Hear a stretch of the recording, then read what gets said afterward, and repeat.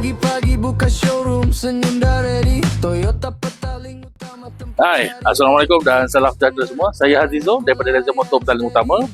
Alhamdulillah hari ini kita dah deliver satu unit Yaris Cross 1.5S HEV baru warna hitam. Okey, terima kasih kepada customer yang sabar menunggu. Ini adalah kereta customer yang terawal booking selepas launch pada minggu lepas.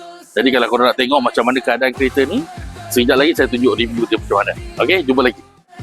Feel best, jangan lambat kau. Petaling Utama, aku stand by all. Hasil bagi harga kun. Service tip top, memang padu pun. Dari booking sampai kunci tangan. Customer senyum, itu kepuasan.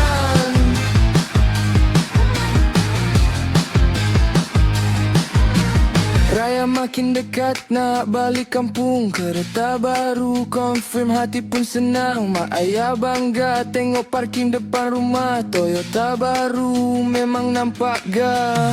Hybrid jimat, minyak pun sikit. Drive pun senyap, memang legit. Safety lengkap, family selamat. Pilih Toyota memang tepat.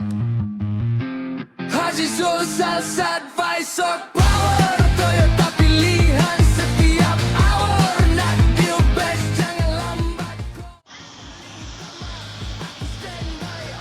Okey, thank you. Okey, sama. Jumpa lagi.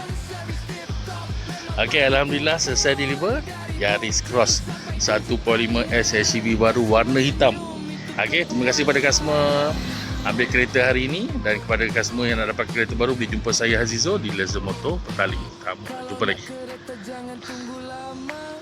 Azizul ada, settle semua. Toyota impian bukan sekadar angan. Hari ni booking, esok jadi kenyataan. Upwek.